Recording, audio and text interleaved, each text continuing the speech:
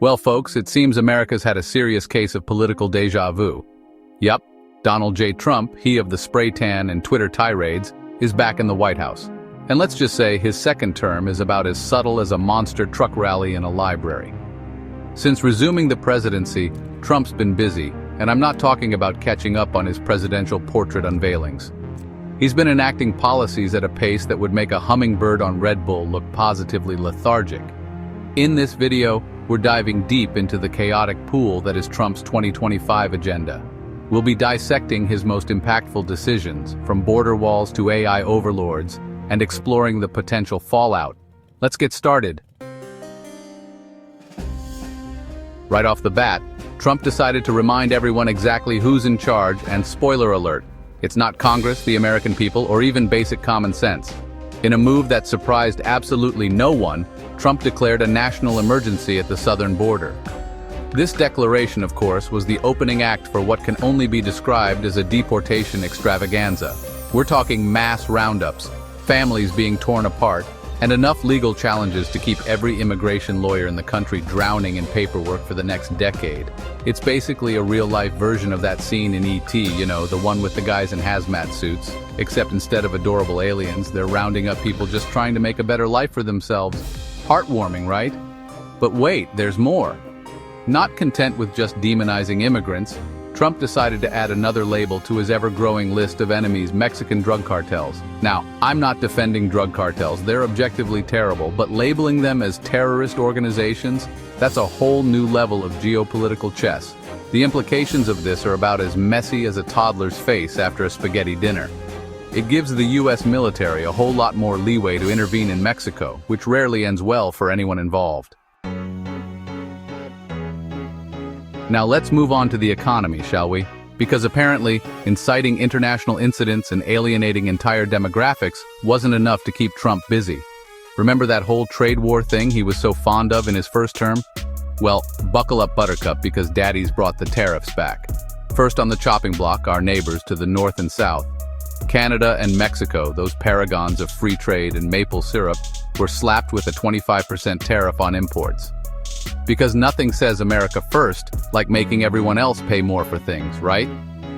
China, never one to miss out on a good trade spat, also found itself on the receiving end of Trump's economic wrath, with a 10% tariff on all their goods.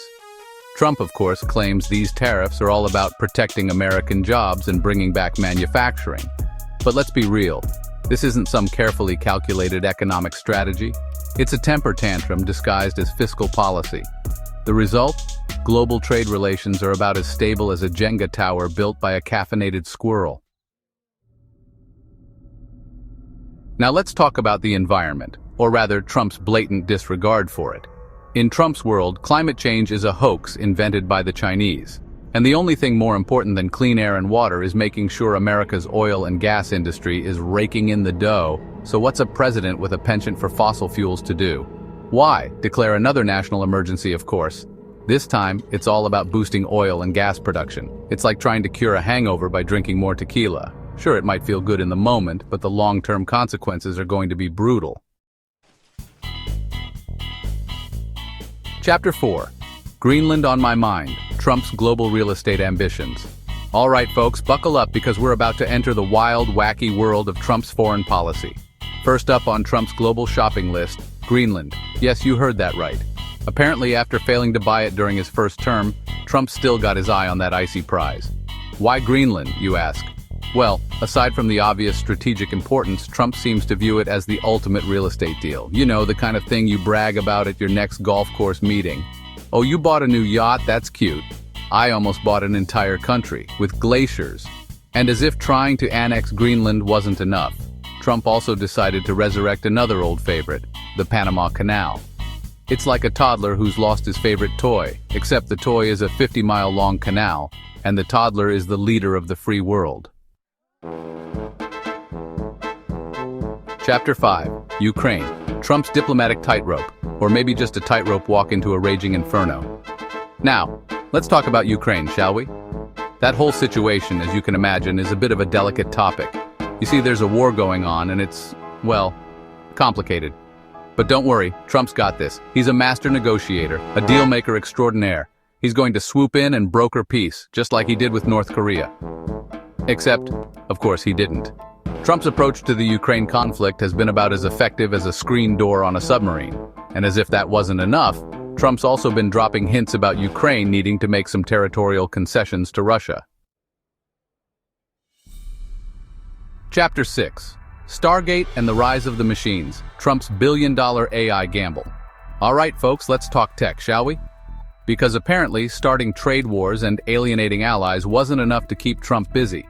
He's also decided to go all in on artificial intelligence, because why not? It's not like we've seen enough dystopian sci-fi movies to know that giving machines too much power could end badly, right? Enter Stargate, Trump's ambitious plan to pump $500 billion into developing artificial intelligence. Now, on the surface, investing in AI isn't necessarily a bad thing. It has the potential to revolutionize everything from healthcare to transportation to, well, probably even tweeting incoherent rants at 3 a.m. But here's the thing. Trump's vision for AI seems less about solving humanity's problems and more about, well, let's just say it involves a lot of lasers, robots, and phrases like global dominance. To help him achieve his AI dreams, Trump's enlisted the help of some of Silicon Valley's biggest names, including OpenAI and Oracle. Because frankly, with the amount of data these companies collect on us, they probably already know what we're going to do before we do it. Chapter 7. Government efficiency, or just efficiently dismantling government, the Musk-Ramaswamy experiment. Now, let's talk about everyone's favorite topic, government bureaucracy. Because apparently, starting trade wars, alienating allies, and building a robot army wasn't enough to keep Trump busy. He's also decided to take on the Herculean task of making the government more efficient. And who better to lead this charge than a couple of guys who made their fortunes in the private sector, right? Enter Elon Musk and Vivek Ramaswamy, the dynamic duo tasked with leading Trump's newly created Department of Government Efficiency. Musk, of course, is best known for his work at Tesla and SpaceX, where he's revolutionized the electric car and space exploration industries. Ramaswamy, on the other hand, is a biotech entrepreneur and author who's been critical of what he calls woke capitalism. Their mission is to reduce government costs, streamline regulations, and generally make the government less, well, government-we, which, depending on your perspective, is either a brilliant idea or a recipe for disaster. Chapter 8. Culture Wars 2.0 - Trump's assault on education and gender identity. And finally, because no Trump presidency would be complete without a healthy dose of culture wars, let's talk about education and gender identity. First up, education. Now, you might think that a president who once claimed he had the best words would be a champion for public schools, but you'd be wrong. Trump, in his infinite wisdom, has decided that the best way to improve education is to dismantle the Department of Education and hand control over to the states. Because, as we all know, nothing screams educational excellence like leaving one of the most important functions of government up to 50 different states, each with their own priorities, budgets, and, let's be honest, levels of competence. But wait, there's more. Not content with just throwing the education system into chaos, Trump's also decided to wade into the ever-so-sensitive issue of gender identity. In a move that surprised absolutely no one, Trump has declared that there are only two genders, male and female, because science is wrong and biology is just a suggestion, especially when you're trying to score points with your base. Chapter 9. The Future of America. Choose your own adventure. So, there you have it, folks. A whirlwind tour through the wild and wacky world of Trump's 2025 agenda. From border walls to AI overlords, from trade wars to culture wars, it's been a wild ride. And the scariest part? We're just getting started. Trump's policies are already having a profound impact on the United States, both domestically and internationally. The question is, will this impact ultimately be positive or negative? Will his gamble on artificial intelligence pay off? Or will it lead to a dystopian future where robots rule the world? Let us know your opinion in the comments and subscribe for more content.